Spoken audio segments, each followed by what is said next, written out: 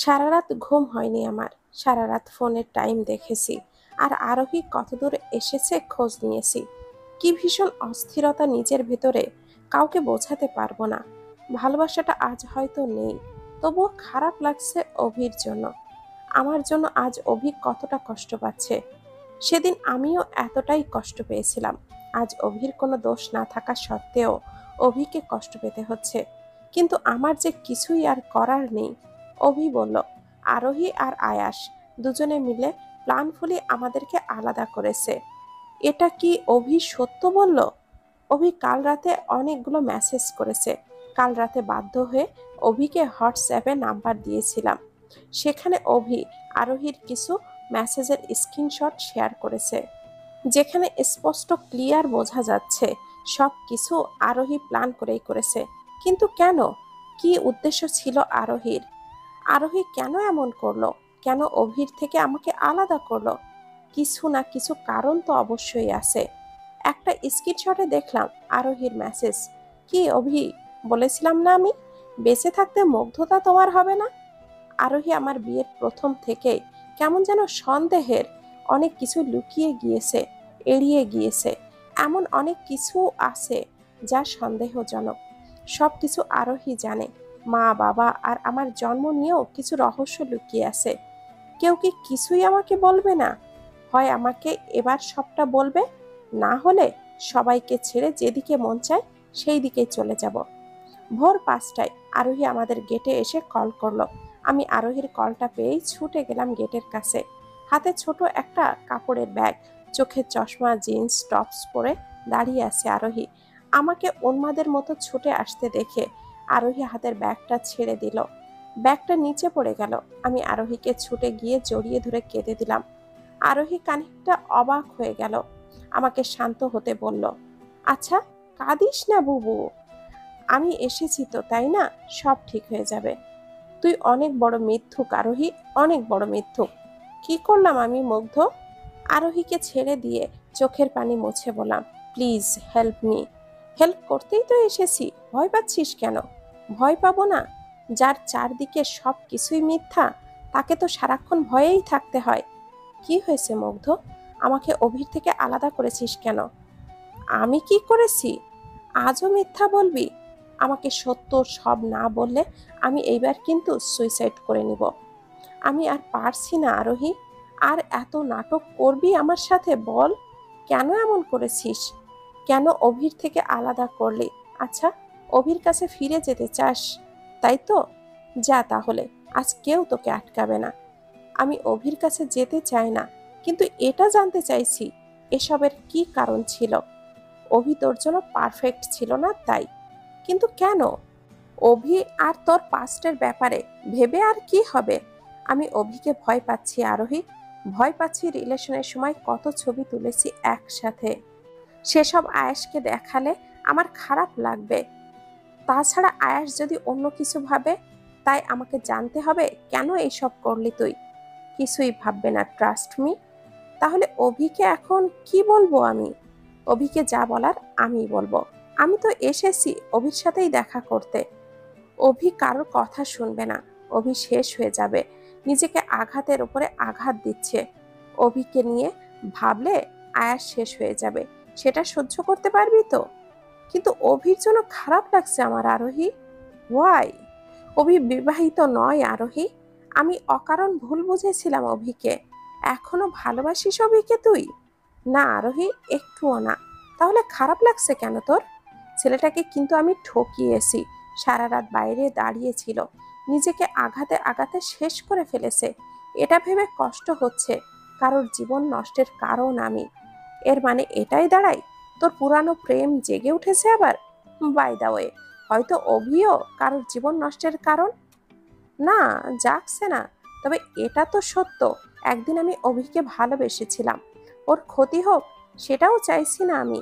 তাছাড়া অভির তো কোনো দোষ ছিল না। কেউ বা কারা অভির বিরুদ্ধে আমার কাছে ষড়যন্ত্র করেছে। অভিকে অকারণ ভুল বুঝিয়েছি আমি। আর অভি কারোর জীবন নষ্টের কারণ কিভাবে হবে? আমি অভির প্রথম ভালোবাসা। ওভার কনফিডেন্স সামটাইম কিল আস মুগ্ধ। এনিওয়ে, তুই এখন কি চাইছিস মুগ্ধ? অভি দেখা করতে চাইছে আমার সাথে। আমি ওর সাথে দেখা করে বুঝিয়ে বলতে চাই ও যা চাইছে সেটা আর সম্ভব নয়, ও যেন আর কষ্ট না পায়। তাহলে আমাকে এখানে রেখেছিস কেন? তুই আমার সাথে যাবি তাই? একা যেতে সাহস পাচ্ছি না। ওকে ফাইন, অভিকে মেসেজ টাইমটা জানিয়ে দে আমরা আজ মিট করছি অভির সাথে। সকালে আরোহীকে সাথে নিয়ে রুমে প্রবেশ করার সময় আশ্চর্যজনকভাবে একটা জিনিস দেখতে পেলাম। কুসুম ভাবিদের ফ্ল্যাটটা আমাদের পাশেই। ভাইয়ার ঘর থেকে হাসাহাসির শব্দ আসছে, তাও একটা মেয়ের কণ্ঠ শোনা যাচ্ছে। কুসুম ভাবি তো বাসায় নেই, তাহলে কে? আরোহীকে বললাম, ভেতরে যা, গিয়ে একটু ঘুমিয়ে নে, আমি আসছি। আরোহী ভেতরে গেলে আমি কুসুম ভাবিদের বেডরুমে উকি দিলাম। উকি দিয়ে বেশ অবাক হলাম। নতুন সেই কাজের মহিলা আর কুসুম ভাবির হাজবেন্ড আপত্তিকর অবস্থায় ঘরের মাঝে আছে। দেখে পায়ের নিচের মাটি কেঁপে উঠল। এটাও সম্ভব? কুসুম ভাবিকে যে মানুষ চোখে হারায়, সে কিনা একটা কাজের মহিলার সাথে এমন আপত্তিকর অবস্থায়! ভাবতেই যেন শরীরটা শিউরে উঠল।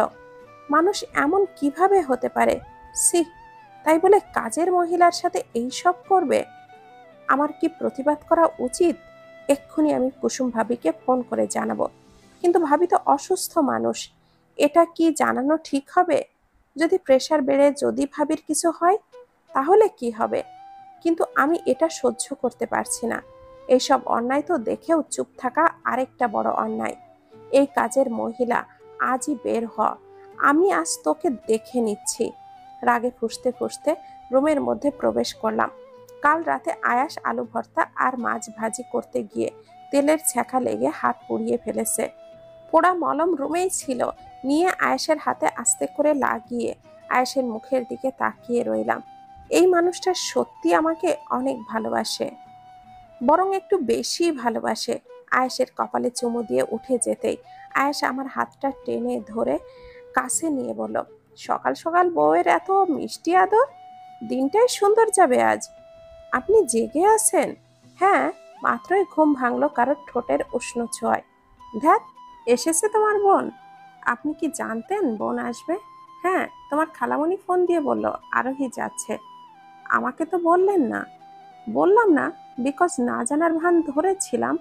আমি অনেক কিছুই জানি, বাট না জানার ভান ধরি। মানে?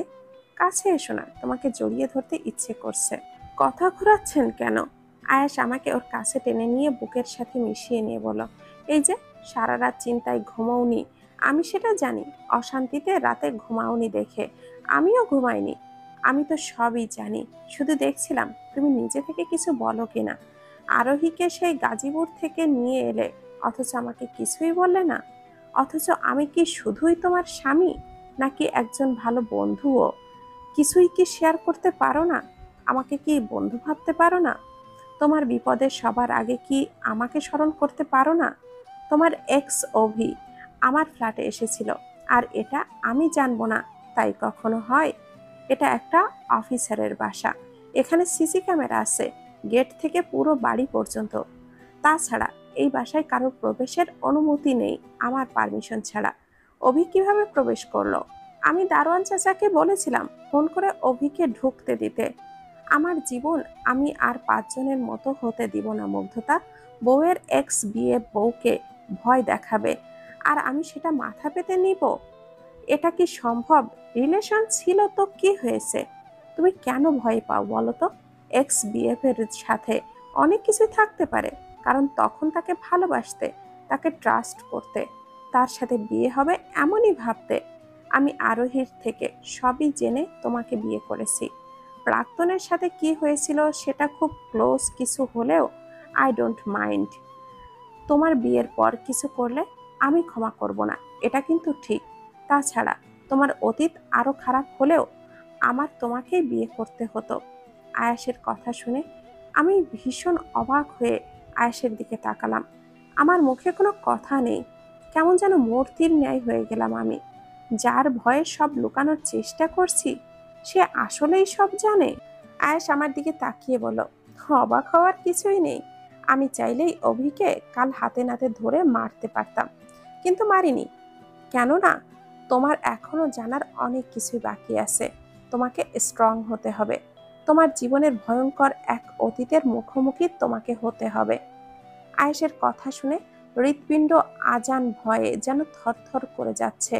আমি আয়েশের কাছ থেকে খানিকটা দূরে সরে এসে এক গ্লাস পানি খেয়ে নিলাম। আয়েশও বিছানা ছেড়ে উঠে এলো। টেনশনে গলাটা শুকিয়ে আসছে আমার। কি অতীত আছে আমার? তা কি খুব খারাপ? আরোহী চেঞ্জ করে আমার কাছে এসে বলল, তোর সাথে আমি কিছু গুরুত্বপূর্ণ কথা বলতে এসেছি মুগ্ধতা। কথাগুলো অনেক কঠিন, তোকে কিন্তু সহ্য করতে হবে। কি কথা? আয়াস ভাইয়ের সামনে বলি? ভাইয়া আসলে সবটাই জানেন। আরোহী এবার ওর ফোন থেকে কিছু ছবি বের করে দেখালো আর বলল, তুই কি এই ছবিগুলো দেখিয়েছিলি? ছবিগুলো দেখে সত্যি অবাক হলাম। অভির ওয়াইফ বলে পরিচয় দেওয়া মেয়েটি এই ছবিগুলোই দেখিয়েছিল। এই তো সেই ছবি, পাশে অভি, বাট মেয়েটির মুখে স্টিকার মারা। আমি এক নজর তাকিয়ে আছি ছবিগুলোর দিকে। আরোহী ক্রমাগত দেখিয়ে যাচ্ছে ছবি। আমি তাকিয়ে আছি আরোহীর দিকে। আরোহী আমাকে বলল, সেদিন যদি ছবির মেয়েটার ড্রেসগুলো ভালোভাবে দেখতি, তাহলে অন্তত কিছুটা হলেও বুঝতে পারতি। ওয়েট, পুরো ব্যাপারটা ক্লিয়ার করে দেখাই তোকে। আরোহী এবার স্টিকার ছাড়া ছবি দেখালো। এবার আমি অবাকের চরম পর্যায়ে পৌঁছে গেলাম। আরোহীর দিকে তাকিয়ে বললাম, তুই তুই অভির সাথে? সেদিনের স্টিকার মুখে মারা মেয়েটা আমি ছিলাম। তুই ছিলি মানে আরোহী? আমি কিছুই বুঝতে পারছি না। মুগ্ধতা, তুই জানতে চাইছিলি না আমি কিসের রিভেঞ্জ নিচ্ছিলাম তোর বিয়ে দিয়ে? আমি তোকে অনেক মিথ্যা বলে এড়িয়ে গিয়েছিলাম। তুই অনেকবার ভেবেছিলি আমার রিলেশন আয়েশের সাথে। আমি আয়েশের বিরুদ্ধে বা অন্য কোনো রিভেঞ্জ নিতে তোর বিয়ে দিয়েছি। আসলে সেসব কিছুই না। আমার রিলেশন ছিল অভির সাথে। অভি নামক অমানুষকে আমি ভালোবেসেছিলাম মুগ্ধ। নিজের থেকেও বেশি ভালোবাসতাম আমি অভিকে। আমিও ভাবতাম অভিও আমাকে ঠিক ততটাই ভালোবাসে। সবকিছুই ঠিকঠাক চলছিল। একদিন অভি হোয়াটসঅ্যাপে তোর ছবি দেখে আর জিজ্ঞাসা করে মেয়েটাকে। আমি হাসি মুখে বলেছিলাম আমার কাজিন। অভি আর কিছুই জিজ্ঞাসা করেনি, আমার ফোন থেকেই নাম্বার নিয়েছিল। আমি বুঝতে পারিনি। ধীরে ধীরে অভি আমাকে ইগনোর শুরু করছিল। ভীষণ কষ্ট হতো মুগ্ধ। তুই তো জানিস অভি কতটা এক্সপার্ট মেয়ে পটাতে। ওর মিষ্টি মধুর কথাগুলো আমি ভুলতে পারতাম না। দিনের পর দিন অভি আমাকে ইগনোর শুরু করলো। আমি নিতে পারছিলাম না। কেন ইগনোর করে, কি জন্য ইগনোর করে, কিছুই বুঝতাম না। এরপর 6 মাস কেটে গেল। হঠাৎ তুই পরিচয় করালি তোর বিএফের সাথে। তোর বিএফের জায়গায় অভিকে দেখে পায়ের নিচ থেকে মাটি সরে গিয়েছিল আমার। তোর মুখে বিশ্বজয়ের হাসি ছিল। তুই সারাক্ষণই আমার কানের কাছে অভির গুণগান করতিস। আমার দম বন্ধ হয়ে কষ্ট হতো, কিন্তু আমি কিছুই বলতাম না। কেননা আমি চাইনি কখনো তোর কষ্ট হোক, তোর মুখের হাসি নষ্ট হোক। ভালোবাসার যে কষ্টটা আমি পাচ্ছিলাম তোকে, সেইটা আমি কখনো দিতে চাইনি। অভি আমার মুখের উপরে বলে দিল সে আমি নয়, তোকে ভালোবাসে। কষ্ট হয়েছিল, কিন্তু আমি তখনও কোনো রিভেঞ্জ নেইনি। তোর সুখের থেকে বড় আর আমার কি হতে পারে আমার কাছে মুগ্ধ বল? এরপরই জানতে পারি অভি এর আগেও অনেক মেয়ের সাথে রিলেশন করেছে, ঠিক আমার মতোই, একটু বেশি ক্লোজ ভাবে মিশে সবার ক্ষতি করেছে। আমি তখন ভেবেছিলাম অভির সাথে তোর বিয়ে হতে দেব না। আমার জন্য একটা প্লাস পয়েন্ট কি ছিল জানিস? অভি যে নাম্বার দিয়ে তোর সাথে যোগাযোগ করত, সেই সিমটা আমার স্মার্ট কার্ড দিয়ে তোলা। আর আমি অভির সাথে দেখা করে কৌশলে ওর ফোনটা চুরি করে নিয়ে আসি। আমি জানতাম তুই যোগাযোগ করবি অভির সাথে, আর তোর যোগাযোগ অফ করতেই এত কিছু করতে হয়েছে। তুই অভিকে মেসেজ করলে আমি আমার বান্ধবীকে দিয়ে তোকে ফোন করাই, আর তোকে ও মিথ্যা কথাগুলো বলে। কেননা আমি চেয়েছিলাম তোর জীবনের সুখ। আমি চেয়েছিলাম আয়াস ভাইয়ের সাথে তুই সুখী হ। আমি যা করেছি তা সম্পূর্ণটাই তোর সুখের জন্য করেছি। শুধু এটাই কারণ ছিল তাই না। অভির কথা যখন বাড়িতে জানালি তুই, তখন খোঁজ নিয়ে অভির সম্পর্কে ভয়ঙ্কর এক সত্যি বেরিয়ে আসে। কি সত্য? অভির বাবাই তোর মা বাবার খুনি। মানে? আমার মা বাবা তো জীবিত। আমাদের নানা নানুর 2টা মেয়ে নয়, 3টা মেয়ে ছিল। তুই মারুফ আনান আর রুহানা আনানের মেয়ে আহিয়াত আনান মুগ্ধতা। হোয়াট? আয়াস ভাইয়ার আম্মু তোকে যে বীভৎস খুনের বর্ণনা দিয়েছিল, ওটা আর কেউ নয়, আমাদের মেঝো খালামণি আর খালু, ওরাই তোর বাবা মা ছিল। খালামণি কখনো তার শ্বশুর বাড়িতে যায়নি, কারণ তাদের লাভ ম্যারেজ ছিল। আয়াস ভাইয়ের আম্মা তো তোকে সবটাই বলেছে। সেই রাত ছিল কাল রাত্রি আমাদের পরিবারের জন্য, যেদিন ছোট্ট তোকে রেখে খালামণি আর খালু সবাইকে ছেড়ে চলে যান। ছোট খালামণি অবিবাহিত অবস্থায় মা হিসাবে তোকে কোলে তুলে নিয়েছিল। খালু তোকে সহ বিয়ে করেছিল। অভির বাবা তোকেও খুন করার জন্য খুঁজছিল, তাই আয়াস ভাইয়ার আম্মা তোকে তাদের কাছে রাখেনি, তোকে ছোট খালামণি আর খালুর হাতে তুলে দেন। খালু যেখানে জব করত সেখানেই তোকে নিয়ে যেত, মানুষ করেছে ওখানেই। অনেকে বলতো তুই ছোট খালামণি আর খালুর অবৈধ সন্তান। বাবার বাড়ি থেকে সন্তান সহ কারোর সংসারে যাওয়া কম কথা নয়। মা বাবার অভাব তোকে বুঝতে দেবে না বলেই তোকে নিজের সন্তান হিসেবে মানুষ করেছেন। তুই আয়াস ভাইয়ার মামাতো বোন, একমাত্র মামার একমাত্র মেয়ে। আয়াস ভাইয়ার আম্মা একমাত্র ভাইকে হারিয়ে সবসময় চেয়েছে ভাইয়ের মেয়েকে নিজের ছেলের বউ করতে। তোর জীবনের এই ভয়ঙ্কর অতীতের জন্যই সবাই তোকে সবসময় আগলে রেখেছে। আমি অবাক হই ছোট খালামণি আর খালুকে দেখে, কি নিখুঁত ভালোবাসা তাদের তোর প্রতি। এখন তুই বল মুগ্ধ, যে পরিবারের জন্য তোকে এতগুলো বছর পালিয়ে মানুষ করতে হয়েছে, সেই পরিবারে তোকে কিভাবে বউ করে পাঠাতো ফ্যামিলির মানুষজন? তোর মা বাবার খুনি পরিবার ওরা। তুই আজ সব সত্য জেনে কি বলবি? আমরা কেউ কখনো ভুল করেছি? দুটো পরিবারের মানুষজন, দুজন প্রিয় মানুষজন কেড়ে নিয়েছিল ওরা। উপযুক্ত প্রমাণের অভাবে আজও ওরা ঘুরে বেড়াচ্ছে। মুগ্ধ, তোর বাবা মার ঘাতক আজও ঘুরে বেড়াচ্ছে, কোনো শাস্তি হয়নি ওদের। মাথাটা ভয়ঙ্করভাবে চক্কর দিয়ে উঠল, চোখ ঝাপসা হয়ে গেল আমার, চারিদিকে ভো ভো করে ঘুরছে। আচমকা মাথাটা চক্কর দিয়ে পড়ে গেলাম আমি। চোখ খুলতেই নিজেকে আবিষ্কার করলাম ভিন্ন এক জায়গায়। ঝাপসা চোখ দুটো পুরোপুরি স্পষ্ট হতেই কিছুটা বোধগম্য হলো সব কিছু। এটা হসপিটালের কেবিন রুম দেখেই বোঝা যাচ্ছে। আমার হাতে স্যালাইন ধরানো, পাশে অক্সিজেনের মাস্ক, মাথাটা ভীষণ ভারী হয়ে আছে আমার। আম্মু আর বাবা দুজনে আমার দুই হাত ধরে রেখেছে, তাদের চোখ দিয়ে পানি পড়ছে অঝরে। খালামণি আর খালু ওপাশে আছে। আয়েশের আম্মা বাবা আমার মাথার কাছে বসে আছে, মাথায় হাত বুলিয়ে দিচ্ছে। আয়েশের আম্মার চোখের বৃষ্টির ঢল নেমেছে। অয়ন আর আরোহী দাঁড়িয়ে আছে শ্রুতির হাত ধরে। মামা বাড়ি থেকে মামা মামিও এসেছে। আয়েশ নিথর হয়ে তাকিয়ে আছে আমার দিকে, উস্কো খুস্কো চুল, শার্টের বোতাম খোলা, লাল চোখের মণি। আয়েশের দৃষ্টি যেন নড়ছে না, পলকহীনভাবে মন খারাপ করে তাকিয়ে আছে আমার দিকে। আমি চোখ খুলতেই সব থেকে বেশি কাঁদলো বাবা আর আম্মু, সাথে আয়েশের আম্মা। আম্মু আর বাবার কান্না থামানোই যাচ্ছে না। এমন কান্না আমার বয়সে আমি কখনো দেখিনি। আম্মু কিছুই বলতে পারছে না, শুধুই কেঁদে যাচ্ছে। তাদের কান্না দেখে আমি চিৎকার করে কাঁদতে পারছি না, তবে ভেতরটা জ্বলে যাচ্ছে। সবাই ভীষণ কষ্ট পাচ্ছে। আম্মু, আয়েশের আম্মা, খালামণি, বাবা সবাই আমাকে নিয়ে ভীষণ উত্তেজিত হয়ে পড়েছে। মাথায় হাত বোলাচ্ছে কেউ, হাত মালিশ করে দিচ্ছে, আর নিজেরা বিভিন্ন কথা বলে যাচ্ছে।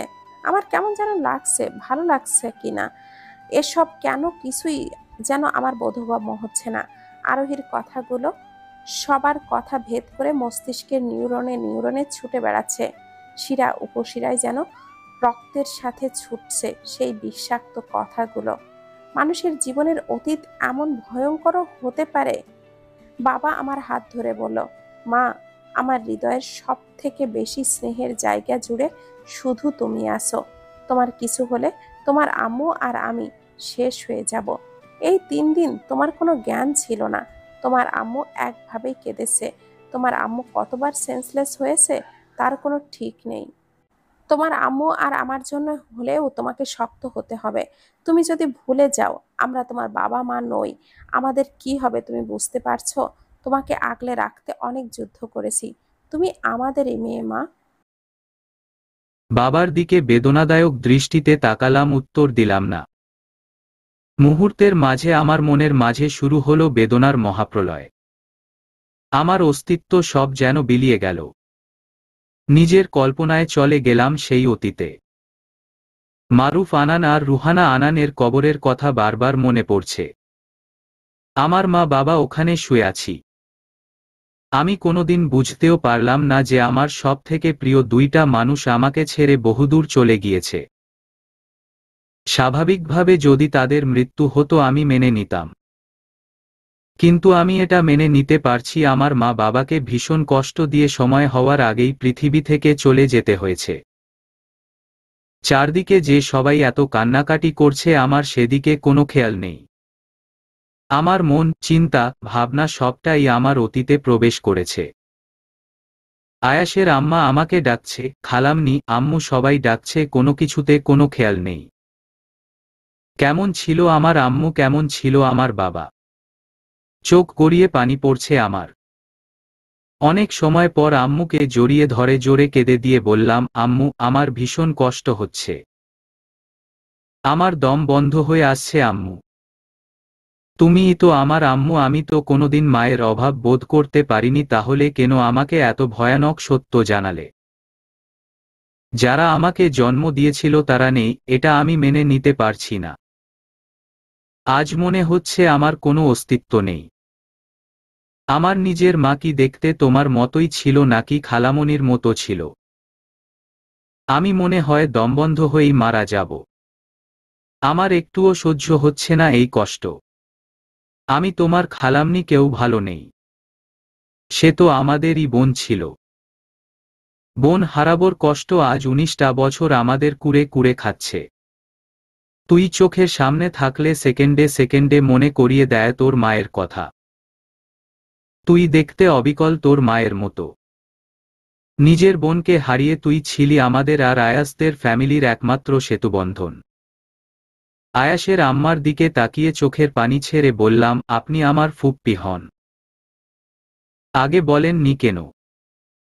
আজ 19টা বছর একমাত্র ভাইকে হারিয়ে, সেই সাথে মা বাবা সব হারিয়ে চাতক পাখির মতো অপেক্ষা করেছি তোমার বড় হওয়ার জন্য।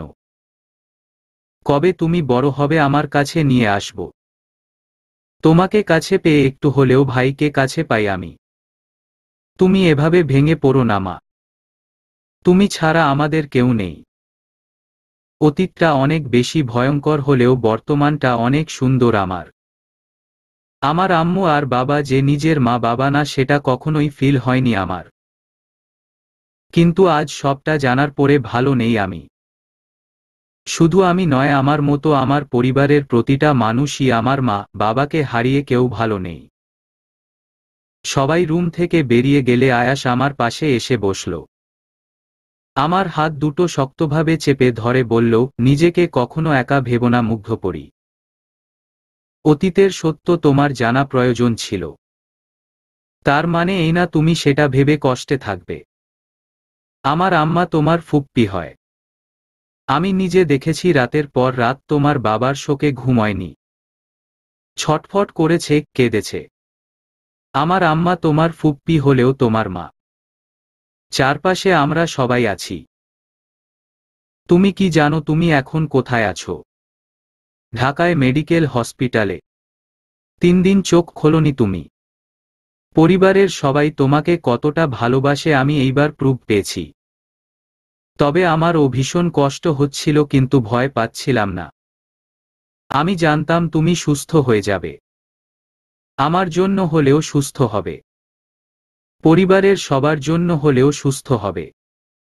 তোমার একটা মিনি স্ট্রোক হয়েছিল ব্রেইনে। এই 3 দিন আমি বুঝেছি তোমার কিছু হয়ে গেলে আমি কি হয়ে যায়। তুমি আমার শক্তি, মুগ্ধতা। প্লিজ ভেঙে পড়ো না আর। হসপিটাল থেকে ফেরার 7 দিন পর আমি আম্মুর কাছেই আছি। এখন সম্পূর্ণ সুস্থ লাগছে। আরোহী আমার সাথেই আছে, সারাক্ষণ আমাকে মেন্টাল সাপোর্ট দিয়ে যাচ্ছে। আয়াস যশোর গেছিল, আজ আবার নাইট পাশে আসবে। আয়াসকে নিয়ে খুব একটা মাথা ব্যথা নেই আজ আমার। সন্ধ্যায় আয়াস আম্মুদের বাসায় এসছে। আমি তখন রেডি হচ্ছিলাম। খুব সাজগোজ করেছি আজ। এত বেশি আগে কখনোই সাজিনি আমি। আয়াস এসে আমাকে রেডি হতে দেখে বলল, এত গরজিয়াস ভাবে সেজেছো আজ। এমনিতেই সুন্দরী, তার উপর এত সেজে কি আমাকে পাগল টাগল বানাতে চাও? মৃদু হেসে বললাম, এ বড় ভয়ঙ্কর সাজ। তাই এক জায়গা যাচ্ছি। আচ্ছা, তাই কোথায়? আমার প্রাক্তনের সাথে দেখা করতে। মজা করো না, সত্যি বলো। সত্যি, অভির সাথে দেখা করতে যাচ্ছি। তুমি রেস্ট নাও, আমি যাব আর আসব। কি ব্যাপার বলো তো? তোমাকে অনেক ম্যাচুরড লাগছে হঠাৎ। আমাকে তুমি করে ডাকছো, আবার স্ট্রেইট বলে দিচ্ছ তুমি তোমার প্রাক্তনের সাথে দেখা করতে যাচ্ছ। কাহিনী কি বেবিডোল? কোনো কাহিনী নেই, যাচ্ছি তাই সত্য কথা বলছি। আমিও যাব। তুমি একা ওর সাথে যাবা? আমি পালিয়ে যাচ্ছি না কোথাও আয়াস। আর পালিয়ে গেলে তোমাকে এইভাবে বলে যেতাম না। মুগ্ধতা ফিরে আসবে তোমার কাছে। তুমি শুধু ওয়েট করো। আচ্ছা, কতক্ষণ পরে আসবে? 2 ঘন্টা। এই রাত তুমি একা যাবে? আমার মন সায় দিচ্ছে না। আরোহী যাচ্ছে সাথে। তুমি কিন্তু একটুও চিন্তা করবা না আয়াস বাবু। তোমার বউ ফিরে আসবে। কাছে এসো তো, কপালটা এগো। আয়াস কপালে এগিয়ে দিল। কপালে এক নিঃশ্বাসে কতগুলো চুমু দিয়ে বললাম, রেস্ট করো, আমি আসছি। পাশের এলাকারই একটা রেস্টুরেন্টে অভি অপেক্ষা করছে আমার জন্য। আমি আরোহীকে সাথে নিয়ে অভির সাথে দেখা করতে গেলাম। আরোহীকে সাইডে দাঁড়াতে বলে আমি একাই সাক্ষাৎ করতে গেলাম অভির সাথে। অভি ক্লান্ত শরীরে বসে আছে আমার জন্য। কৃত্রিম আলোতে অভির চোখ মুখ স্পষ্ট দেখা যাচ্ছে। কি অস্থিরতা, আকুলতা অভির চোখে আমার জন্য। এই ছেলে নিশ্চিত আমার জন্য পুরা পৃথিবী ওলটপালট করে ফেলতে পারবে। অভির ঠিক সামনের চেয়ারটাতে আমি বসেছি। বিগত 7 দিন প্রচুর ফোনে কথা বলেছি অভির সাথে। আয়াসের সাথে বিগত 7 দিনে 5 মিনিটও কথা হয়নি আমার। রাত দিন 24 ঘন্টার 22 ঘন্টায় প্রায় অভির সাথে কথা বলেছি।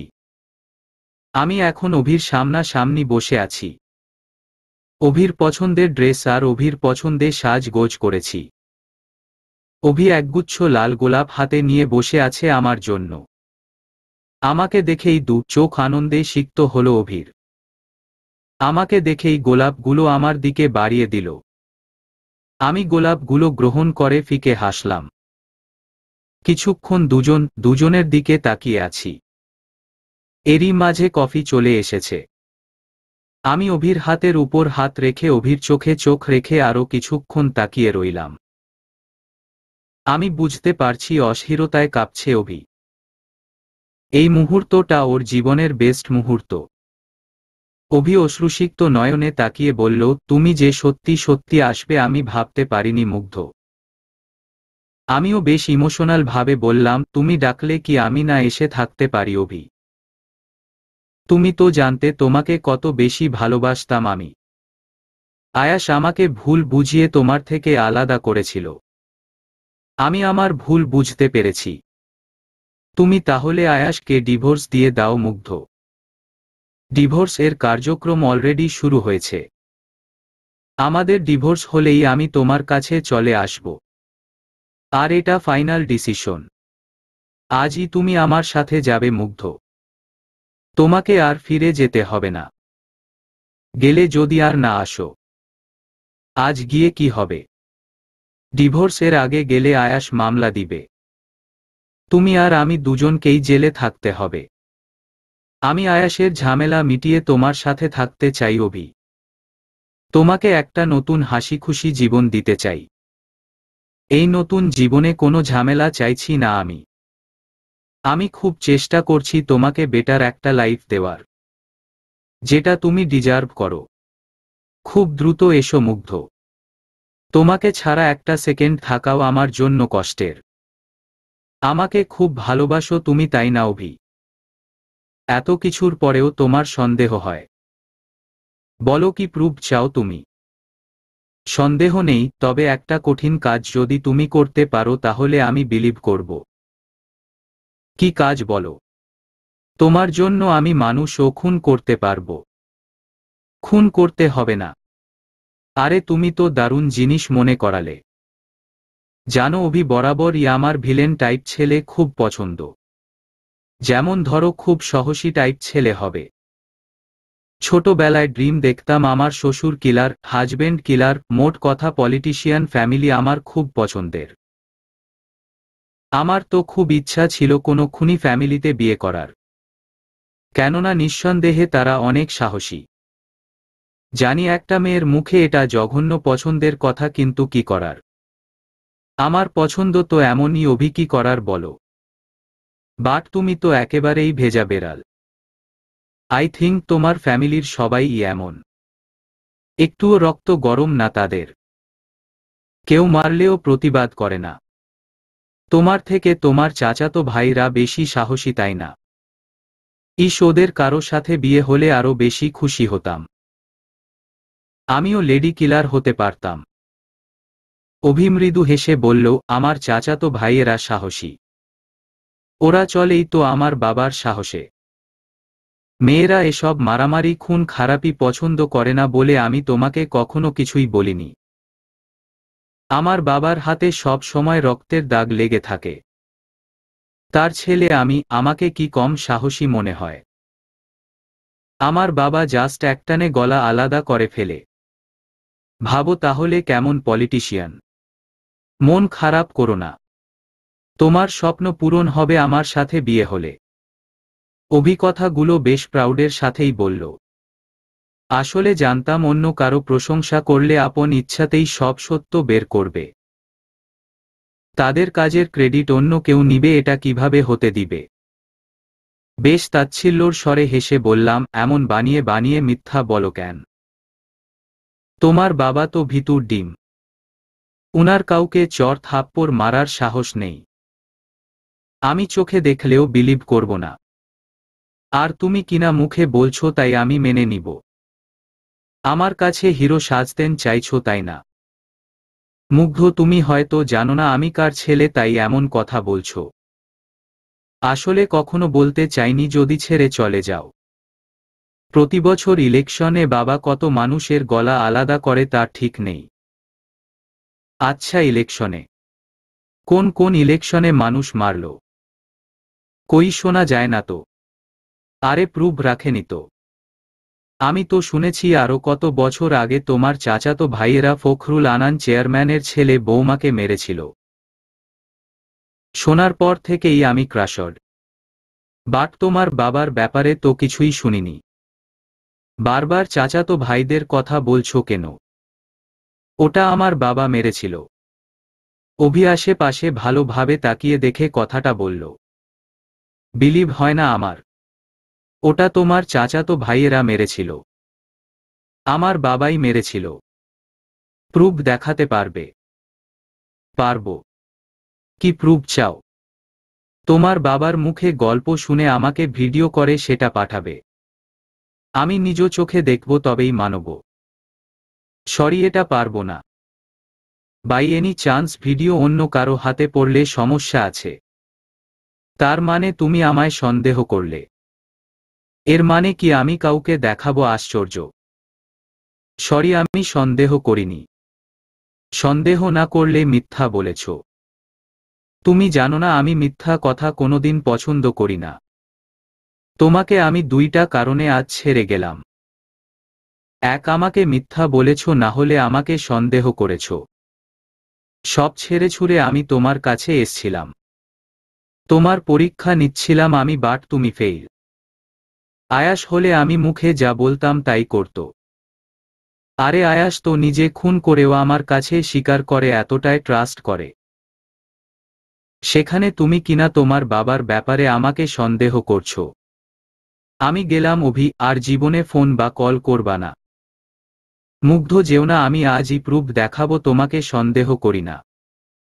তোমার জন্য এরকম হাজারটা ভিডিও আমি মেক করতে পারবো। তোমাকে পাওয়ার জন্য আমি সব পারবো। বেশ ভাব আর মুড নিয়ে অভির কাছ থেকে এলাম। খুব টেনশন হচ্ছে, অভি কি কোনো প্রুফ দেখাবে? একমাত্র অভি আছে যাকে ইউজ করে কোনো প্রুফ আমি বের করতে পারি। যতক্ষণ না মা বাবার খুনির শাস্তি দিতে পারছি আমার মনে শান্তি নেই। রক্ত সেকেন্ডে সেকেন্ডে গর্জন দিয়ে উঠছে। নিজ হাতে শাস্তি দিতে পারলে বেশি শান্তি পেতাম, কিন্তু আমি নিজেও অপরাধী হয়ে যাব। আমার পরিবারের মানুষ আবার ও অশান্তিতে ভুগবে, এটা আমি চাই না। বাসায় ফিরে দেখি আয়াস আর শ্রুতি দুজনে বসে গল্প করছে। আমি রুমে প্রবেশ করতেই শ্রুতি বেরিয়ে গেল। আয়াস আমার হাত ধরে বিছানায় বসিয়ে বলল, আমি জানি তুমি যাই করবে ভুল কিছু করবে না। তোমাকে অনেক চিন্তিত লাগছে। কি হয়েছে? মুগ্ধতা। আসলেই আমি চিন্তা করছি, তবে সেটা অভিকে নিয়ে। অভি কি পারবে আমাকে কোনো প্রুফ দেখাতে? আয়াসকে কিছুই বললাম না। আয়াসের বুকে মাথা রেখে বললাম, খুব ক্লান্ত লাগছে আমার। তোমার বুকে কিছুক্ষণ মাথা রেখে ঘুমোতে চাই। আমার বুক কি কিছুক্ষণের জন্য? তোমার জন্য সারা জীবনের মতো রেজিস্ট্রি করে দেওয়া। সারা জীবন নিশ্চিন্তে ঘুমোতে পারো। এরই মাঝে আম্মু আর বাবা ডাকলো খাবার খাওয়ার জন্য। রাতে আয়াসের সাথে শুয়ে আছি। ঘুম নেই চোখে একটুও। আয়াস কখন ঘুমিয়ে পড়েছে জানি না। নিদ্রাহীন দুটো চোখ সারাক্ষণ ভেবে চলেছে কতটা কষ্ট হয়েছিল মা বাবার। নিশ্চয়ই আমাকে খুব মনে পড়ছিল তাদের। আমাকে দেখার জন্য ছটফট করেছিল নিশ্চয়ই। তারা ওই সময়ে যে ব্যথা, যে কষ্ট অনুভব করেছি, সেই কষ্ট আজ আমি অনুভব করছি। মধ্যরাতে হোয়াটসঅ্যাপে অভি নক দিছে। মেসেজ সিন করতেই অভি আমার মেসেজ করেছে, বাবার সাথে অনেকদিন পর আজ আবার মদ খেয়েছি। খেতে খেতে সব শুনেছি আর গোপনে ভিডিও করেছি। এইবার তো ট্রাস্ট করো, বলেই ভিডিও সেন্ড করল। আমার মনের মাঝে চাপা উত্তেজনা কাজ করছে। আর কিছুক্ষণের মাঝে আমার হাতে প্রমাণ আসবে। আমি শোয়া থেকে উঠে বসলাম। এরপরই ভিডিও আসলো ফোনে। দেখার আগে সেভ করে রাখলাম, আর আয়াসের নাম্বারে ফরওয়ার্ড করে রাখলাম। কিছুক্ষণের মাঝে অভি ডিলিট করে দিল। অভি ভেবেছে ডিলিট করে দিয়েছে ভিডিও, আর আমার কাছে নেই। কথায় আছে, নারীর জন্য পুরুষের উন্নতি, আবার নারীর ফাঁদে পুরুষের সর্বনাশ। আমি জানতাম অভি আমার প্রতি মারাত্মক দুর্বল। সেই দুর্বলতায় অভি আমার কথা শুনতে বাধ্য। আমি জানতাম অভি শুনবেই আমার কথা, কিন্তু এত সহজভাবে কাজটা হবে আমি বুঝতেই পারিনি। অভির বাবা কি জানতো শেষ বয়সে নিজের পাপের মোচন ছেলের করা একটা ভুলের জন্য পাবে? কথায় আছে, পাপ বাপ কেউ ছাড়ে না। আসলেই উনার পাপ মোচনের সময় হয়ে এসছিল। ভীষণ খুশিতে আয়াসকে ডেকে তুললাম। সেই রাতেই আয়াস, আমি, বাবা মা থানায় গেলাম। প্রমাণ সহ অভিযোগ করে আসলাম। পরের দিনই অভির বাবা সহ বাকিদের গ্রেফতার করা হলো। মা বাবার কথা মনে নেই, তবে তাদের আত্মার শান্তি আমি দিতে পেরেছি হয়তো। দুটো পরিবারের মানুষের মুখে হাসি ফোটাতে পেরেছি। সবাই যেন ভীষণ মানসিক তৃপ্তি পেল। আর আমি পেলাম এই পৃথিবীর সবথেকে বড় প্রাপ্তি। একটুও খারাপ লাগছে না আজ আর আমার। চারদিকে নিউজে নিউজে ভরে গিয়েছে। হেডলাইনে বড় বড় করে লেখা, মারুফ আনান ও তার স্ত্রীর খুনের ১৯ বছর পর তাদের মেয়ে সেই খুনিদের খুঁজে প্রমাণ সহ আইনের আওতায় এনেছে। সারা দেশে এখন এই একটাই নিউজ। উপযুক্ত প্রমাণ পাওয়ায় আর পুলিশের রিমান্ডের অত্যাচারে পুরো সত্য স্বীকার করে নিল অভির বাবা সহ বাকিরা। কেটে গেছে আরও ২ মাস। আজ সবাই আমরা আদালতে উপস্থিত। আমাদের একটাই দাবি, উপযুক্ত বিচার চাই। জজ সাহেব অভির বাবার ফাঁসির রায় দিলেন এবং সেটা খুব দ্রুত কার্যক্রম হবে বলে জানালেন। আদালতে অভি আর আমি আজ মুখোমুখি। গত ২ মাসে অভি হাজারবার জানতে চেয়েছে আমি কেন এমন করেছি, কেন এমন করলাম। আমি কিছুই বলিনি, শুধু বলেছি যেদিন তোমার বাবার উপযুক্ত বিচার হবে, সেদিন আদালতে দেখা হবে, সেদিন বলবো কেন করেছি এমন। অভি অনেকবার মেসেজ করে জিজ্ঞেস করেছে নিউজের লেখাগুলো কি সত্য। উনারা তোমার মা বাবা কিভাবে হন? আমি কোনো উত্তর দেইনি। আজ দেখা হয়েছে অভির সাথে, অভি আর ওর ফ্যামিলির চোখ ভরা পানি। আমি আর আমার ফ্যামিলির মুখে হাসি। এই প্রথম বোধহয় কারো মৃত্যু সংবাদে আমি এতটা খুশি। অভির মুখোমুখি দাঁড়িয়ে আছি আমি। অভি অবাক করা দৃষ্টিতে তাকিয়ে আছে আমার দিকে। অভির মনে হাজারো প্রশ্ন। আমার পাশে আয়াসও আছে। আমি দুই হাতের তালু ঝাড়তে ঝাড়তে ড্যামকেয়ার ভাব নিয়ে বললাম, অভি সো সরি প্রাক্তন। বাপ আর বেটা দুজনকেই শাস্তি দিতে পেরে ভীষণ ভালো লাগছে। কেমন লাগছে অভি? কষ্ট কি খুব বেশি হচ্ছে? তুমি আমার বাবার সাথে এমন কেন করলে? আমি অনেকবার মেসেজ করেছি, কল করেছি, তুমি উত্তর দাওনি। আজ অন্তত আমি জানতে চাই। বাবার জন্য খুব দরদ হচ্ছে বুঝি? কষ্ট হচ্ছে খুব? তোর বাবার জন্য আমি আর আমার ফ্যামিলির মানুষের এর থেকে হাজার গুণ বেশি কষ্ট। তোর বাবার জন্য আজ আমি এতিম। আমার মা বাবার ঘাতক তোর বাবা। সত্যিই তোমার বাবা মা ছিলেন? হ্যাঁ হ্যাঁ হ্যাঁ। আমার ভাবতেও ঘৃণা লাগে আমার বাবার খুঁতারা চিহ্নির ছেলেকে আমি ভালোবেসেছিলাম। আমার বাবার শাস্তি আমাকে কেন দিচ্ছ? বাবার অপরাধের শাস্তি দিলে বাবাকে সেটা নিয়ে আমি কিছুই বলবো না, কিন্তু আমাকে কেন ছেড়ে যাচ্ছ? আমি আয়াসের হাত শক্ত করে চেপে ধরলাম। অভির কথার কোনো উত্তর দিলাম না। অভি ভীষণভাবে কাঁদতে কাঁদতে আমার পায়ের কাছে লুটিয়ে পড়ল। অসহায়ের মতো আমাকে চাইছে। করুণ আকুতিতে চাইছে আমাকে। ভালোবাসা বুঝি এভাবেই পোড়ায় মানুষকে? অভি বুক ফাটা আর্তনাদ নিয়ে বলছে, প্লিজ মুগ্ধ, একটা সুযোগ দাও আমাকে। আমি আমার বাবার মতো না। আমি তোমার মতো করে নিজেকে গুছিয়ে নিব। আরোহী দুই হাত বুকে ভাঁজ করে দাঁড়াল।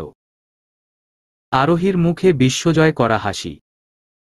ভ্রু নাচিয়ে নাচিয়ে বলল, আজ কেমন লাগছে? খুব কষ্ট হচ্ছে বুঝি?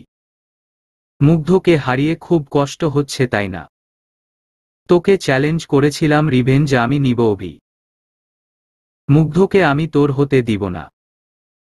তোর থেকে মুগ্ধকে আলাদা করে আমি রিভেঞ্জ নিয়েছি। কাউকে ঠকালে নিজেরও ঠকতে হয়। ঠিক এমনই কষ্ট সেদিন আমার হয়েছিল। আমি ছটফট করেছিলাম কষ্টে। কিন্তু তুই আমাকে নির্লজ্জ বেহায়া কত কিছু বলে গালি দিয়েছিলি, মনে আছে? কি দারুণ না, আমাকে ছেড়ে যার কাছে গেলি তার হাত ধরে তোর পুরা পরিবার ধ্বংস হয়ে গেল। এটাকে কি বলে জানিস? Revenge of nature. আমরা ভালো আছি অভি, আর ভালো থাকব। কিন্তু বেঈমান প্রতারকরা ভালো থাকে না। ভালো থাকাটা এত সহজ নয়। আল্লাহ ছাড় দেন, ছেড়ে দেন না। তোর বাবার জন্য আমাদের সবার প্রিয় খালামনিকে হারিয়েছিলাম। তোর বাবা কি ভেবেছিল কোনোদিন কেউ তাকে শাস্তি দিতে পারবে না? পাপের শাস্তি ঠিকই একদিন না একদিন পাওয়া যায়, সেটা গল্পে হোক আর বাস্তবে হোক। আরোহী, প্লিজ আমার ক্ষমা করে দাও। আমি জানি না আমাকে হারিয়ে তুমি কতটা কষ্ট পেয়েছিলে। তার থেকে হাজার গুণ বেশি কষ্ট আজ আমি পাচ্ছি। ভালোবাসা বড্ড সর্বনাশা।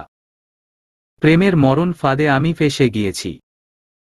সেদিন আদালত থেকে সোজা আমার দাদুর বাড়িতে গেলাম। মারুফ কটেজ লেখাটা কি সুন্দর চকচক করছে। আমার পিতৃভূমিতে দাঁড়িয়ে শান্তিতে নিঃশ্বাস নিলাম। মা বাবার কবরের কাছে গিয়ে খুব কাঁদলাম। বাবা মা, আমি পেরেছি তোমাদের খুঁতারা চিহ্নিকে শাস্তি দিতে। আমি পেরেছি সেই নরপিশাচদের শাস্তি দিতে। খুব মিস করছি তোমাদের। খুব বেশি মিস করছি। তোমরা ও তোমাদের মেয়েকে খুব মিস করো তাই না? আয়াসের আম্মাকে বলে বাবার নামের একটা জমিতে এতিমখানা করে দিলাম। দাদুর অনেক সম্পত্তি ছিল, তা এখনো আছে, শুধু পড়ে আছে। কিছু জায়গা বিক্রি করে এতিমখানা উন্নয়নের কাজে ব্যবহার করলাম। দিন গেল, রাত ফুরালো, সময় এগিয়ে গেল আরো খানিকটা। কুয়াশার কম্বল গায়ে ঢেকে আছে সূর্য। সাদা কুয়াশার আবরণ মুড়ে আছে শহর। চারদিক কুয়াশাচ্ছন্ন। সকালের শুভেচ্ছা দিতে অতিথি পাখি শোরগোল করছে সকাল থেকে। ঠান্ডায় ঘুম বেশ এঁটে বসেছে চোখে। কাল রাত 8টায় আমি ঘুমিয়ে পড়েছিলাম। আয়াস অনেকবার আমাকে ডিস্টার্ব করেছে, কিন্তু লাভ হয়নি। গভীর ঘুমে মগ্ন ছিলাম আমি। শীতকালটা মানেই ঘুমকাল আমার কাছে। আয়াস কাল সন্ধ্যায় বলে রেখেছিল, শীত পড়েছে ধরে, তুমি আমায় ভীষণ ফাঁকি দাও। একটুও ভালোবাসতে পারি না, আদর করতে পারি না। হে মহান শীত, দয়া করিয়া বিদায় হয়ে আমার বউকে আমার কাছে ফিরিয়ে দাও। তার সে কথা আমি রাখতে পারিনি। ঘুম এলে পৃথিবীর কোনো হুঁশ থাকে না আমার। আজ সকালে ঘুম ভাঙতেই দেখি আয়াস আমাকে খুব শক্তভাবে জড়িয়ে ধরে রেখেছে। আজ বোধহয় তার থেকে ছাড়া পাওয়া যাবে না, যেভাবে শক্ত বাঁধনে বেঁধেছে আমাকে। আমি তার কানের সাথে ঠোঁট মিশিয়ে ফিসফিস করে কতবার ডাকলাম। একটু বেশি বেশি ডাকাডাকির ফলস্বরূপ সে আমাকে ছেড়ে দিয়ে পেটের উপর মুখ গুজে শুয়ে পড়ল। পেটের উপর নাক ডুবিয়ে আবার ও গভীর ঘুমের রাজ্য মগ্ন সে। তার নিঃশ্বাস উপচে পেটের উপর পড়ছে। আয়াসের মুখের দিকে তাকিয়ে দেখি নিষ্পাপ বাচ্চাদের মতো ঘুমোচ্ছে। বেশ কয়েকবার ডাকাডাকির পরে ও আয়াস উঠল না। আমার ডাক তার কানে যাচ্ছে কিনা জানি না। অনেক বেশি ডাকের ফলস্বরূপ সে এবার কোমর জড়িয়ে ধরে আরও আয়েস করে ঘুমোনোর চেষ্টা করল। আয়াসের চুলের মধ্য বিলি কাটতে কাটতে বললাম, শুনছ? অনেক বেলা হয়েছে, উঠতে হবে না। আয়াস ঘুম ঘুম চোখে তার মাথায় চালানো আমার হাত টেনে নিয়ে তার বুকের উপর রেখে বলল, বেবিডোল, একটুও ডিস্টার্ব করো না। অনেক দিন পর একটা রোমান্টিক সকাল পেয়েছি, একটু উপভোগ করতে দাও। আয়াসের বুকে চিমটি কেটে বললাম, অনেক দিন পর। কোথায়? রোজ সকালেই এভাবে বিরক্ত করো তুমি। আয়াস আবার ও ঘুম ঘুম মাতাল করা কণ্ঠে বলল, আজকের সকাল আর একটু বেশি রোমান্টিক। কেন? আজ ঠান্ডা বেশি। ঠান্ডার সাথে রোমাঞ্চ এর কি রিলেশন? রিলেশন আছে। ঠান্ডা বেশি পড়লে আমার তোমাকে বেশি করে আদর করতে ইচ্ছা করে। মন চায় দুনিয়ার সব ভ্যানিশ হয়ে যাক, শুধু আমি আর আমার বউ সারা দুনিয়া জুড়ে প্রেম করে বেড়ায়। দুনিয়ার প্রেম ভালোবাসার জন্য উন্মুক্ত করা হোক। আমি আর আমার বউ যেখানে সেখানে যেন একটু প্রেম করতে পারি। ইস, শখ কত! ছাড়ো আমায়। আজ শুক্রবার, পাঞ্জাবি ধুয়ে দিতে হবে। তুমি নামাজে যাবে না? উহু, ছাড়াছাড়ি নেই। নামাজে টাইমলি চলে যাব। এখন অন্য কিছুর টাইম। অসভ্য একটা। অসভ্য বলাতেই আয়াস অসভ্য একটা হাসি দিয়ে আমার দিকে তাকালো। তারপর পেটে ওষ্ঠ ডুবিয়ে অনেকক্ষণ রইল। তপ্ত নিঃশ্বাস ঘন ঘন পড়ছে পেটের উপর। ভয়ানক এক শিহরণ খেলে গেল শরীরের ভেতর। লোমকূপও দাঁড়িয়ে গেল। হঠাৎ অন্য এক শীতলতা শরীরের মাঝে শিহরণ জাগাল। আমি দ্রুত আয়াসকে ধাক্কা মেরে বিছানা ছেড়ে উঠে যেতেই আয়াস সাথে সাথে হাত ধরে টান দিয়ে বিছানায় ফেলে দিল। আমার ভারী হয়ে আসা নিঃশ্বাস ঘন ঘন পড়ছে। আয়াস আমার পেটে তার হাত রাখল। হাতের উপর থুতনি ঠেকিয়ে ভরপুর ঘুমে ডুবুডুবু চোখে তাকিয়ে রইল আমার দিকে। চোখের পলকই পড়ছে না আয়াসের। বড্ড বেশি নেশা তার চোখে। সদ্য ঘুম থেকে উঠা প্রেমিকের চোখে দুষ্টুমির ছড়াছড়ি দেখছি আমি। আমার হাত টেনে নিজের কাছে নিয়ে হাতের আঙুলগুলো নিজের হাতের মধ্য নিয়ে দুষ্টুমি করছে আর মৃদু মৃদু হাসছে। চাইলেই কি তার শক্ত বাঁধন থেকে মুক্তি পাওয়া সম্ভব? অসম্ভব। তার ঠোঁটে জেগে ওঠা দুষ্টুমি আস্তে আস্তে ভালোবাসার অলংকার হিসাবে সমস্ত শরীরে ছুঁয়ে দিল। আমিও হারিয়ে গেলাম তার ভালোবাসার গহীনে গভীরে। খানিকটা সময় পর আয়াসের বাঁধন থেকে মুক্তি পেয়ে ওয়াশরুমে গিয়ে গোসল করে চুল ঝাড়তে ঝাড়তে বের হলাম। আয়াস টাওয়াল কাঁধে করে দাঁড়িয়ে আছে, আমার দিকে তাকিয়ে হাসছে। ওর হাসি দেখে আমি ভীষণ লজ্জা পেলাম। মাথা নিচু করে পাশ কাটিয়ে যাওয়ার চেষ্টা করতেই আয়াস আমার সামনে এসে দাঁড়ালো। আমি লজ্জায় ওয়ালে পিঠ ঠেকিয়ে নিচু দিকে তাকিয়ে আছি। আয়াস আমার 2 হাতের আঙুলের ভাঁজে আঙুল রেখে তাকালো আমার দিকে। আমার পায়ের পাতায় ওর একটা পা আলতো ভাবে রেখে বলল, কোথায় পালাও তুমি? সারাদিন শুধু পালিয়ে বেড়াও কেন? How strange. বউ তুমি আমার। বলেই আমার গালে মুখে অগণিত চুমু খেতে খেতে বলল, এই ভেজা চুল, লজ্জা মাখা গাল আমাকে উন্মাদ করতেই যথেষ্ট। আমি লজ্জায় আয়াসকে ধাক্কা দিয়ে রুমের বাইরে গিয়ে দাঁড়ালাম। কুসুম ভাবির ফ্লিটের দিকে নজর গেল। ভাবতেই খারাপ লাগছে, ভাবির মতো নিষ্পাপ একটা মেয়ে যদি জানে তার না থাকায় তার স্বামী অন্য কারো সাথে ঘনিষ্ঠ হয়েছে, সহ্য করতে পারবে না নিশ্চয়ই। ইস, মানুষের জীবন কত বিচিত্র। খুব বিশ্বাসের মানুষটাও একদিন বেইমানি করে খুব নিষ্ঠুর ভাবে। আচ্ছা, শরীরই কি সব? মনের ক্ষুধার থেকে কি শরীরের ক্ষুধায় কষ্ট বেশি? ব্যাপারটা আজও বুঝলাম না সত্যি। কুসুম ভাবি আসবেন আর কিছুদিন পর।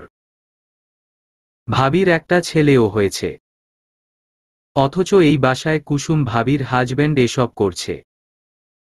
আজ ভাইয়া নামাজে গেলে এই বেটিরে আমি ধরব, খুব করেই ধরব। এর বিচার হওয়া উচিত। একটা পরিবার এভাবে আমি ভেঙে যেতে দেখতে পারি না, মানে কিছুতেই পারি না। 12:30 বাজে আয়াসকে আমি পাঞ্জাবির বোতাম লাগিয়ে দিতে দিতে বললাম, জিলেপি নিয়ে আসবা কিন্তু। মসজিদেরটা খেতে ভালো লাগে। আয়াস আমার গলা জড়িয়ে ধরে বলল, ওকে ম্যাডাম, আনব। এরই মাঝে কুসুম ভাবির বাসার কাজের মহিলা রেণুকা উকি মেরে বলল, আসবো ভাইজান। আয়াস হাসি মুখে বলল, এসো রেণুকা। আমি ভয়ানক রাগী মুডে আয়াসের দিকে তাকিয়ে আছি। আয়াস আমাকে তাকিয়ে থাকতে দেখে বলল, তোমার কষ্ট হয় তাই? পাশের ফ্ল্যাটেই যখন কাজ করে তোমারও কাজ করে দিবে। বুকে হাত বেঁধে অগ্নি চোখে আয়াসের দিকে তাকিয়ে বললাম, তোমাকে বলেছি আমি কাজের মহিলা লাগবে। আশ্চর্য, তুমি বলবা কেন? তোমার কষ্ট হয় আমি তো বুঝি। আমার নাকি তোমার কাজের মহিলার প্রয়োজন ঠিক বুঝছি না আয়াস। আয়াস ভ্যাবাচেকা খেলো আমার কথা শুনে। আমি কাজের মহিলার দিকে তাকিয়ে বললাম, এই হ্যালো আপনি? হা করে ওর মুখের দিকে তাকিয়ে আছেন কেন? এটা আমার বাসা। আমার বাসায় প্রবেশ করতে হলে আমার পারমিশন নিতে হবে। আপনি ওর পারমিশন নিলেন কেন হয়? পুরুষ মানুষ দেখলে তার গায়ে পড়ে কথা বলতে হয় বুঝি। এই মহিলা বারবার ওর দিকে তাকাস কেন? আমার দিকে তাকা আর আমার কথার উত্তর দে। যদি আয়াসের সাথে আর কখনো ভুলেও কথা বলিস আমি কি করব তোর আইডিয়াও নেই। আফা, আপনি এমন করতাছেন কেন? কেমন করব? এই চরিত্রহীন মহিলা। অন্যর জামাই নিয়ে ইটিস পিটিস করিস কেন? কেন করিস? শরীরে খুব জ্বালা তাই না? বিয়ে করিস না কেন তাইলে? বিয়ে না করে অন্যর বিবাহিত জামাই নিয়ে ইটিস পিটিস? তোর বিয়ে করা লাগবে, আর আমি তোর বিয়ের ব্যবস্থা করব সবার আগে। শোন বজ্জাত মহিলা, তোরা পুরুষ মানুষের মাঝে কামনার সৃষ্টি করিস, আর তখন শয়তান ভর করে পুরুষ মানুষের মাঝে, আর তোদের মায়াজালে ফেসে যায়। পৃথিবীতে নারী জাতীয় কারণে যত ঘর সংসার ভেঙেছে তার বেশিরভাগ দোষ এইসব দুশ্চরিত্রা মহিলা। এক মেয়ে হয়ে অন্য মেয়ের কষ্টের কারণ কিভাবে হস? মানুষ নাকি তোরা? কারো স্বামীর প্রেমিকা হওয়া বুঝি খুব গর্বের কাজ? আমার বাসা থেকে বের হ, এক্ষুনি বের হ। ভাই, আপনিই তো ডাকছেন। আফা এমন ব্যবহার করতাসে কেন? আবার ভাই? এই মহিলা, এই তুই কি পুরুষ মানুষের সাথে ছাড়া কথা বলতে পারিস না?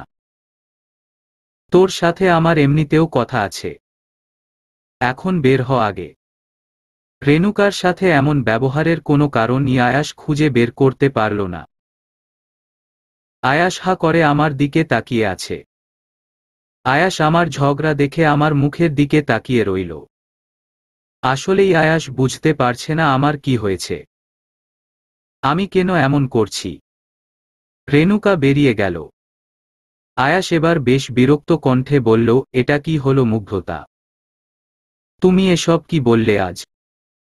ছি, একটা কাজের মহিলার সামনে এমন আপত্তিকর কথা কিভাবে বললে, তাও আবার আমাকে নিয়ে? আমাকে তুমি এমন ভাবলে কিভাবে?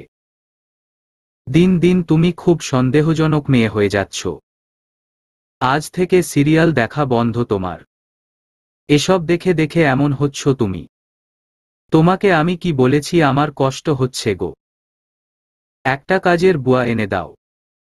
আজকাল যা যুগ পড়েছে, পুরুষ মানুষ আর বিশ্বাস করা যাচ্ছে না। তুমি এই রেণুকার সাথে প্রেম করবা বলে ডেকেছ, আমি নিশ্চিত। এই মেয়ে বলে কি? আমাকে বিশ্বাস করো না তুমি? কিভাবে করব? আশ্চর্যজনক কথা বললে তুমি। আমি কি বিশ্বাসভঙ্গের কিছু করেছি? ওই রেণুকা কুসুম ভাবির বরের সাথে অবৈধ সম্পর্ক করে। আমি অনেকবার দেখেছি। আগামীকাল কুসুম ভাবি আসবে, সে জানলে কি হবে বলো তো? রেণুকাকে আমি দু চোখে দেখতে পারছি না। ওই রেণুকার একটা ব্যবস্থা করো প্লিজ। তোমার তো কত ক্ষমতা, রেণুকার একটা ব্যবস্থা করো প্লিজ। এসব মেয়ে মানুষ আমি দু চোখে দেখতে পারি না। আগে তোমার একটা ব্যবস্থা করি, তারপর রেণুকার করব। আজ রাত হোক, এই ঠান্ডায় গায়ের সমস্ত কাপড় খুলে দাঁড় করিয়ে রাখব। অশ্লীল লোক একটা। রেণুকার কি একটা ব্যবস্থা হবে না? আমি নিজ চোখে দেখেছি রেণুকা আর ভাইয়া জোরাজোরি করে। ওহ মাই গড, উনার মতো মানুষ এমন কিভাবে করতে পারেন? আচ্ছা শান্ত হও তুমি। নামাজ পড়ে আসি, তাহলে ভাবো। আর তুমি কিনা ওই মহিলাকে আমার বাসায় কাজের বুয়া নিয়ে এসছো। আমি কোনোদিন বাসায় কাজের বুয়া রাখব না। মানুষ অন্যর বরকে জড়িয়ে ধরে, আর তুমি নিজের বরকেও জড়িয়ে ধরতে লজ্জা পাও। আয়াস নামাজে গেল, কিন্তু 2টার বেশি বাজে আর ফিরল না। আমি ফোন দিয়েছি, বলল তার লেট হবে, আমি যেন খেয়ে নেই। অনেকবার জিজ্ঞেস করাতে বলল, কুসুম ভাবির হাজব্যান্ডের সাথে কিছু কথা আছে। যাক, নিশ্চিন্ত হলাম, আয়াস তাহলে ভাইয়াকে বুঝাবে। আর আয়াসের কথা ভাইয়া রাখবে আমি জানি। বেশ আনন্দে লাফাচ্ছি আমি। কুসুম ভাবিদের রুমে গেলাম আমি। রেণুকা বসে টিভি দেখছে। আমি রেণুকার হাত চেপে ধরলাম আর বললাম, অন্যর বেডরুমে কি করিস? এমন ভাবে শুয়ে আছিস যেন এটা তোর জামাইয়ের রুম। ফেসবুকে একটা লাইভ শেয়ার করি তোর। তোর ছবি দিয়ে পোস্টার লাগিয়ে দেই, এই মহিলা হতে সাবধান। একটুও কি লজ্জা নেই? এত নীচ কেন তোরা? কি ভাবছিস কিচ্ছু জানি না? এ বাসায় সিসি ক্যামেরা আছে। তোর সব কুকীর্তির ভিডিও আছে। এসব পুলিশকে দেখাবো আর তোর নামে সংসার ভাঙার অভিযোগ দিব। আচ্ছা, তোর অবস্থা দেখ। তোর আর ভাইয়ার কি সম্পর্ক? বিয়ে করবে ভাইয়া তোকে? কখনো না, শুধু শুধু ইউজ করছে। সরকারের কাছে তোদের মতো দেহ ব্যবসায়ীদের বিরুদ্ধে কঠিন শাস্তির ব্যবস্থার দাবি জানাতে হবে। পরপুরুষে আসক্ত নারী আর পরনারীতে আসক্ত পুরুষকে নিষিদ্ধ করা হোক দুনিয়া থেকে। আয়াস যে অনেক বড় অফিসার, তুই জানিস। আয়াস তোর কি করবে ঠিক নেই। জাস্ট রেডি হ শাস্তির জন্য। একটা সংসার ভাঙার জন্য তোদের মতো মহিলা যথেষ্ট। এসব মহিলাদের কোনোদিন সংসার হয় না। সারা জীবন এভাবেই মানুষের বিছানা চেঞ্জ করে বেড়াতে হয়। অন্যর স্বামীর সাথে পরকীয়া করা কি খুব গর্বের কাজ? রেণুকা আমার পা জড়িয়ে ধরে ক্ষমা চাইল। তার ভুল স্বীকার করল। আয়াস যেন তার বিরুদ্ধে কোনো ব্যবস্থা না নেয় সেজন্য বারবার ক্ষমা চাইল। ভয় কাঁপছে রেণুকা। এই জন্যই বাসায় কাজের বুয়া না রাখাটাই ভালো।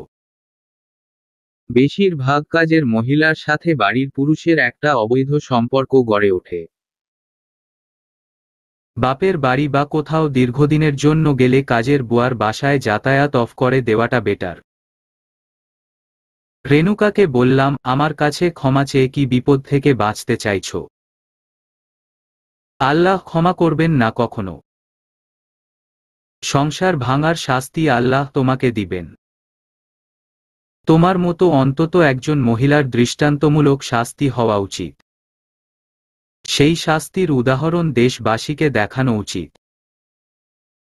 তাহলে কোনো মহিলা আর এমন সম্পর্কের দিকে আগাবে না। ওই সব পুরুষ যারা নিজের ওয়াইফ থাকতে অন্য মেয়েদের সাথে ঘনিষ্ঠ হয় তাদের অন্ডকোষ কর্তন করে দেওয়া উচিত, তাহলে আর কেউ এসবের দিকে আগাবে না। রেণুকা তখনই চলে গেল বাসা ছেড়ে। পরের দিন কুসুম ভাবি এসে কোলে ফুটফুটে একটা ছেলে বাবু নিয়ে। কিন্তু এবার বাসায় ফেরার পর সুখের সংসার আর সুখের নেই, অশান্তিতে ভরপুর। ভাবির প্রাণের থেকে প্রিয় স্বামীকে ভাবি আর আগের মতো ভালোবাসে না, সব সময় খিটমিট করে। আসলে সত্য কখনো চাপা থাকে না। কুসুম ভাবি ধীরে ধীরে বুঝতে পেরেছিল রেণুকার সাথে ভাইয়ার কিছু একটা চলেছে। ভাবি যখন বাপের বাড়ি ছিল ভাইয়া নাকি খুব একটা ফোন করেনি, খোঁজ নেয়নি, খিটমিট করেছে। বেশ কতদিন সংসারে অশান্তি হওয়াতে ভাবি ভাইয়াকে ডিভোর্স দেওয়ার সিদ্ধান্ত নেন। কুসুম ভাবি ফিরে আসার পর ভাইয়া সব সময় অনুতপ্ত, কিন্তু ভাবি আর ভাইয়াকে মেনে নিতে পারছে না। এসব অশান্তি নিয়ে ভাবি আবার ভাইয়াকে ছেড়ে চলে গেল। ভাইয়া অনেক ক্ষমা চেয়েছে কিন্তু আর ভাবি আসতে রাজি নয়। আয়াস ভাইয়াকে বুঝানোর পর ভাইয়া খুব লজ্জিত। ভাবিকে হারিয়ে দিশেহারা ভাইয়া ঘুমের ওষুধ খেয়ে রাস্তায় চলাচল করে অ্যাক্সিডেন্ট হয়। প্রায় মৃত্যু শয্যায় পড়ে যায়। আয়াস আর আমি ভাবিকে বুঝালাম। তখন ভাবি ফিরে আসে আর ভাইয়াকে আরেকবার সুযোগ দিয়ে দেয় সন্তানের জন্য। ভাবি আমাকে বলল, ভালোবাসার মানুষ যদি একবার বিশ্বাসঘাতকতা করে আর কোনোদিন তাকে ভালোবাসা যায় না। মনে যে ক্ষত সৃষ্টি হয় সেটা কোনো মলমেও মিটে না। কথাটার মানে অনেক গভীর। ভালোবাসা হওয়া চাই ফ্রেশ, সেখানে দাগ পড়লে কলঙ্কিত হয়ে যায়। হারামে সত্যি আরাম নেই। কুসুম ভাবিকে ভাইয়া আগের মতো করে চাইছে কিন্তু আর পাচ্ছে না। সেই টান আর ভালোবাসা কিছুই নেই। এখন সময় বলতে পারবে কুসুম ভাবি আগের মতো আর ভালোবাসতে পারবে কিনা। কিছু জিনিস নির্ভর করে সময়ের উপর, যার সমাধান সময় ছাড়া আর কেউ দিতে পারে না। কুসুম ভাবির হাজবেন্ডের সব থেকে বড় শাস্তি হলো ভালোবাসা হারানোর শাস্তি। একই ছাদের নিচে আছে অথচ ভাবিকে আর আগের মতো পাচ্ছে না। সময়, দিন, মাস এগিয়ে গেল। আজ আমাদের দ্বিতীয় অ্যানিভার্সারি। শ্বশুর বাড়িতে গিয়েছি আমরা। বাড়িটা লাল নীল আলো দিয়ে সাজিয়েছে অয়ন। আয়াস একটা সবুজ শাড়ি এনে দিয়ে বলল, এটা পরো। এক গুচ্ছ সবুজ চুড়ি আর সবুজ শাড়ি পরে সাজলাম। আম্মু আমার জন্য দুটো বালা নিয়ে এসছে। খালামনি একটা শাড়ি নিয়ে এসছে। বাড়ির সবাই ভীষণ আনন্দে আছে। আয়াসের আম্মা রান্নাঘরে রান্না করছে। আম্মু আর খালামণি আয়াসের আম্মার সাথে হেল্প করছে আর গল্প জুড়েছে। শ্রুতি বাটিতে মাংস এনে চেয়ারে বসে খাচ্ছে। অন্যদিকে অয়ন চুপটি মেরে বসে আছে সোফার কোণায়। ভীষণ মন খারাপ অয়নের। আমি বুঝে উঠতে পারছি না অয়নের কি হয়েছে। অয়নের পাশে গিয়ে বললাম, কি হয়েছে? অয়ন চোখ তুলে তাকিয়ে বলল, বিয়ে করতে চাই। আমি হাসলাম। মজা করছি না। বিয়ে করতে চাই। করো, সমস্যা কি? মা বাবা আর ভাইয়াকে রাজি বানানোর দায়িত্ব তোমার। কাকে বিয়ে করবে? আরোহী। আরোহীকে প্রপোজ করেছি। সে বলে প্রেম ভালোবাসায় সে বিশ্বাসী নয়। সে আর ঠকতে চায় না। আচ্ছা, কে বলেছিল তোমাদের বোনকে ওই গভেটের সাথে প্রেম করতে? আরোহী প্রেম করতে চাইছে না, এর মানে বিয়ে। আমি অয়নকে বললাম, তুমিও বিয়ে করবে ভাই? আমার তো বিশ্বাসই হচ্ছে না। ভালোবেসে ফেলেছি, কি করব? কিচ্ছু করার নেই ভাবি, প্লিজ ম্যানেজ করো বাড়িতে। সন্ধ্যায় অনুষ্ঠান শেষ হবার পর বাড়ির সবার মাঝে অয়ন আর আরোহীর বিয়ের কথাটা তুললাম। আমি আয়াস সবাইকে বুঝিয়ে বিয়েতে রাজি করালাম। অয়ন আর আরোহীর বিয়ের একদিন আগে সারিকা মেসেজ করেছে, কেমন আছো? তেলে বেগুনে জলে আয়াসের ফোন আছাড় মেরে বললাম, এই সারিকা আবার মেসেজ দিয়েছে কেন? দেখো, আমিও কিন্তু প্রেম করব একটা। আয়াস হেসে বলল, সারিকার বিয়ে সামনে, আর প্রেম আগামী 7 জন্মে তোমার প্রেমিক হয়েই আমি জন্ম নিব। অয়ন আর আরোহীর বিয়ে হয়ে গেল। বেশ ধুমধাম করে বিয়েটা দেওয়া হলো। অয়ন আর আরোহীর বিয়ের রাতেই ছাদে পাটি বিছিয়ে আয়াসের হাতে মাথা রেখে দুজনে শুয়ে আছি। প্রচণ্ড ঠান্ডা বাতাস বইছে ছাদে। মৃদু মৃদু বাতাসে আয়াসের বুকে মাথা রেখে পূর্ণিমার চাঁদ দেখছি। আয়াস আমার মুখের দিকে তাকিয়ে আছে। তাকিয়ে থেকে কিছুক্ষণ পরে বলল, বেবিডোল, তুমিও একটা চাঁদ। আকাশের ওই চাঁদটা সবার, আর তুমি শুধু আমার। আয়াস আমার ঘাড়ে নাক ডুবিয়ে আমাকে জড়িয়ে ধরে চুপটি মেরে শুয়ে রইল। আয়াসের বুকে মাথা রেখে ঘুম, ওর ঘামের গন্ধ, ওর উষ্ণতা সবই আজ আমার কাছে ভয়ঙ্কর এক নেশা। আয়াস মৃদু মৃদু ভাবে ওষ্ঠ স্পর্শ করছে ঘাড়ে। বারবার কেঁপে উঠছি আমি। ভালোবাসার শিহরণে আয়াসের পিঠের শার্ট খামচে ধরলাম হাতে লজ্জায়। আয়াস যতবার আমাকে জড়িয়ে ধরেছে আমি ততবারই লজ্জায় মিহিয়ে গিয়েছে।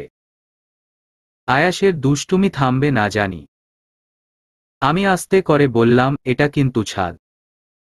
আয়াস নেশাক্ত কণ্ঠে বলল, বেডরুমে চলো। বলেই আমাকে কোলে তুলে নিল। আমি লজ্জায় ওর বুকে মাথা গুজে বললাম, চাঁদটা সুন্দর না? একদম গোলাকার।